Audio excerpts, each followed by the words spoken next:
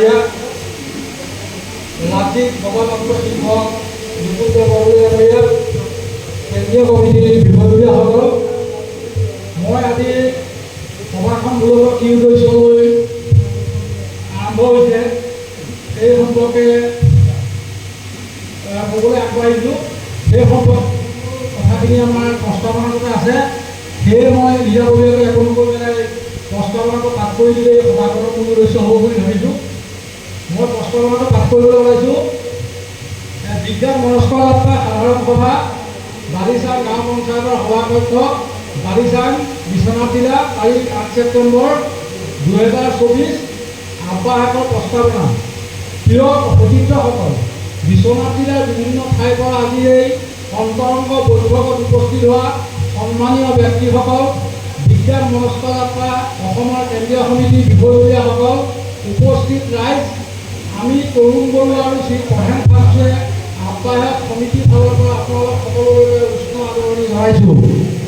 আপোনালোকে সকলোৱে জানে যে বৰ্তমান আমি এক জটিল সামাজিক ব্যৱস্থাৰ মাজত আছোঁ। আমি লক্ষ্য কৰিছোঁ আমাৰ অসমীয়া সমাজৰ সাতানপুৰুষীয়া ঐক্য সংগতি শান্তি বিঘ্নিত হৈছে। সমাজখনৰ স্বাভাৱিক গতিশীলতাক ৰুদ্ধ কৰি এক উভতনি যাত্ৰা আৰম্ভ কৰাৰ অপ্ৰয়াস কৰা হৈছে। ধৰ্ম, জাতি, ভাষা, সংস্কৃতিৰ নামত মানুহৰ মাজত ভেদাভেদ সৃষ্টি কৰি বিজতৰীয়া অপসংস্কৃতি আমদানি কৰা হৈছে। শাসক শ্ৰেণীয়ে সুপৰিকল্পিতভাৱে আমাৰ সমাজত অন্ধবিশ্বাস, কুসংস্কাৰ বিয়পাই দিছে। শিক্ষা ব্যৱস্থাৰ আধুনিকৰণৰ নামত বিজ্ঞান শিক্ষাৰ পৰা উঠি অহা প্ৰজন্মক আঁতৰাই ৰাখি আধ্যাত্মিকতাৰ ফালে টানি লৈ যোৱাৰ নিৰন্তৰ প্ৰচেষ্টা চলিছে। আধুনিক চিকিৎসা বিজ্ঞানৰ প্ৰচাৰ আৰু প্ৰসাৰৰ বিপৰীতে এলান্দুকুলীয়া অবৈজ্ঞানিক অপৰিচিত চিকিৎসা পদ্ধতিৰ প্ৰচাৰ আৰু প্ৰসাৰৰ বাবে উদগনি জনোৱা হৈছে। ফলত আমি দেখিছোঁ অসমৰ গাঁও, চহৰ, নগৰত কাঠফুলাৰ দৰে নানান চিকিৎসা পদ্ধতি ঠন কৰি উঠিছে। ৰেইকি, ফেংচুই, তন্ত্ৰমন্ত্ৰ, জৰা ফুকা আৰু নানান অবৈজ্ঞানিক পদ্ধতিৰে নিৰৱকৰ চিকিৎসা কৰা পৰিলক্ষিত হৈছে। অলৌকিক, ভৌতিক, ঔষধি, আত্মা পৰমাত্মাৰ মুখৰোচক কল্পকাহিনী ব্যাপকভাৱে প্ৰচাৰ কৰি সমাজখনক অন্ধবিশ্বাস অটল গৰ্ভলৈ টানি দিবলৈ যত্ন কৰা হৈছে। বিজ্ঞানৰ নামত অবিজ্ঞান, ছদ্মবিজ্ঞানৰ প্ৰয়োভৰ ঘটিছে। সাধাৰণ মানুহৰ স্বাভাৱিক যুক্তি, বুদ্ধিক আধ্যাত্মিকতা আৰু ধৰ্মীয় বিশ্বাসৰ দ্বাৰা ঢাকি ৰাখিবলৈ সকলো প্ৰয়াস কৰা দেখা গৈছে। ৰাজ্যখনৰ বিভিন্ন ঠাইৰ লগতে আমাৰ জিলাখনতো নিত্য নতুন পদ্ধতিৰে মানুহক বুৰ্বক সজাই ধৰ্ম ৰমৰমীয়া ব্যৱসায় আৰম্ভ কৰা হৈছে। খাটি খোৱা দুখীয়া মানুহৰ সমস্যাবোৰৰ প্ৰকৃত কাৰণবোৰ ঢাকি ৰাখিবলৈ পূজা অৰ্চনা, যাগ যজ্ঞ, বলি বিধান, গীতা ভাগৱত পাঠ আদিৰ দৰে ধৰ্মীয় নিচাৰে মানুহক মোহাচন্ন কৰি ৰাখিছে।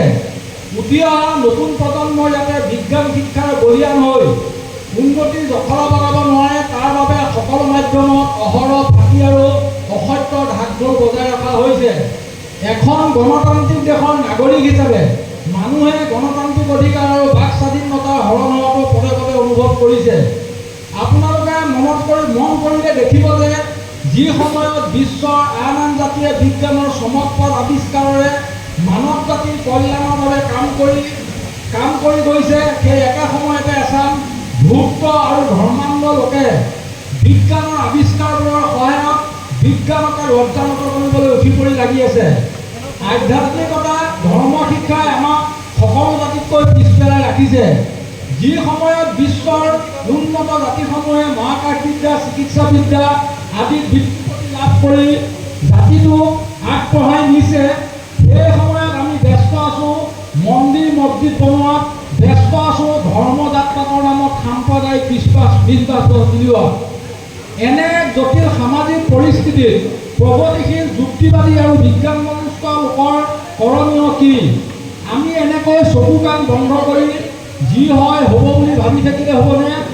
আমাৰ উত্তৰ পুৰুষৰ ওচৰত আমাৰ কোনো উত্তৰ দিয়াৰ দায়িত্ব নাইনে?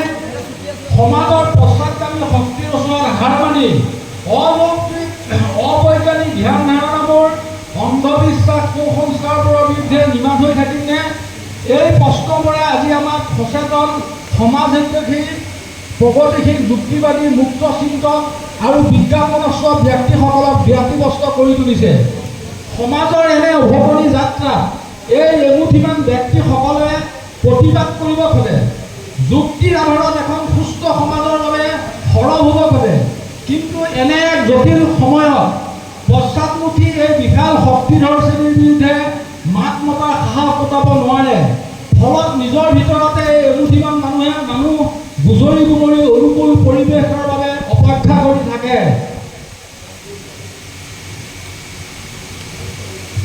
কিন্তু আমি সকলোৱে জানো যে মিলিত প্ৰচেষ্টাত আমাৰ প্ৰতিবাদ সফল হ'ব পাৰে। সেয়ে এই অৱনতি যাত্ৰাৰ বিৰুদ্ধে এখন মঞ্চ সৃষ্টি হ'ল বিজ্ঞান মনস্ক যাত্ৰা। এই যাত্ৰাৰ মূল ভিত্তিটো হৈছে যুক্তিবাদ। যুক্তিৰ আধাৰত আমাৰ সমাজত প্ৰচলিত বিধান ধাৰণা, বিশ্বাস অবিশ্বাস, অন্ধবিশ্বাসবোৰ চালি জাৰি চাই তাক গ্ৰহণ কৰাটো হ'ল বৈজ্ঞানিক মানসিকতা। বৈজ্ঞানিক মানসিকতাই এখন সমাজৰ পশ্চাদপৰতাক প্ৰগতিশীল কৰিব পাৰে।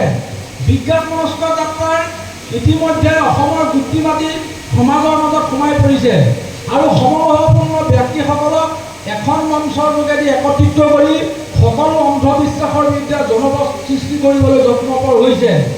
বিজ্ঞান মনস্ক যাত্ৰাৰ লক্ষ্য আৰু উদ্দেশ্য আমি নিজে প্ৰথমতে সকলো ধৰণৰ ধৰ্মান্ধতা, অন্ধবিশ্বাস, কুসংস্কাৰসমূহৰ পৰা মুক্ত হৈ বৈজ্ঞানিক মানসিকতাৰে এক স্বাভাৱিক জীৱন যাপন কৰাৰ প্ৰয়াস কৰাৰ লগতে সমাজত প্ৰচলিত সকলো ধৰণৰ অযৌক্তিকৰ আৰু ক্ষতিকাৰক পৰম্পৰা, অন্ধবিশ্বাস, কুসংস্কাৰসমূহৰ বিৰুদ্ধে সজাগতা সৃষ্টি কৰি সমাজত বিজ্ঞান মনস্কতা প্ৰচাৰ আৰু প্ৰসাৰ ঘটোৱাৰ উদ্দেশ্যে তলত বৰ্ণনা কৰা লক্ষ্য আৰু উদ্দেশ্য লৈ সামাজিক মাধ্যম, Facebook, WhatsApp, YouTube, Telegram, Instagram আদিত লগ পোৱাৰ সমভাৱপূৰ্ণ আৰু চিনাকি বন্ধু বান্ধৱীসকলে মিলি এই বিজ্ঞান মনস্ক যাত্ৰা গোটটি জন্ম দিয়া হৈছিল 2022 খ্ৰীষ্টাব্দৰ 6 ফেব্ৰুৱাৰী তাৰিখে।